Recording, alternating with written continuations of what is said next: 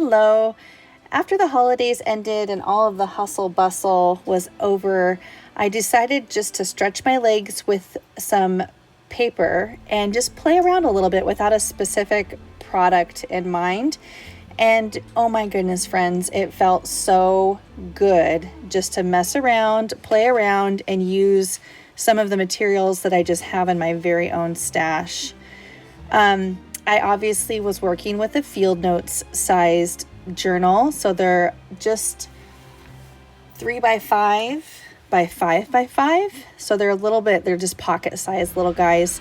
And they're stuffed with vintage ephemera, handmade ephemera, and all kinds of different pages from a variety of books, ledgers, and all kinds of things. Like this page right here is part of a sailing book, and then there's a page from a Love Is book, French to English children's dictionary, sewing how-tos, and then I have this vintage encyclopedia book that I just absolutely adore that has critters in it, some used envelopes, and just anything that I felt like throwing in there just went into the books, and I just had a really nice time putting this together. The insides of the books have some page Taylor Evans Go the Scenic Route, as well as a variety of different crepe paper. I was digging through my scraps to figure out what would go with these, and it was just so bright and cheerful that it just seemed to go hand in hand.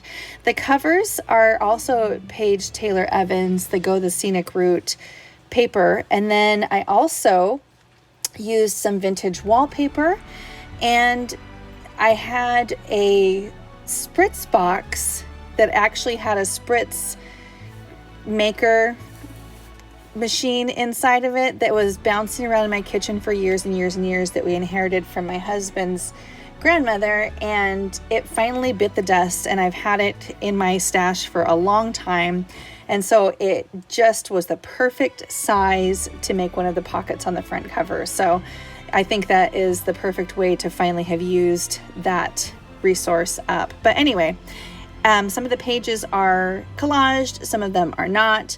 There is some handmade ephemera like this in here, as well as just vintage ephemera that I wanted to include. So hopefully you enjoy them as much as I enjoyed making them.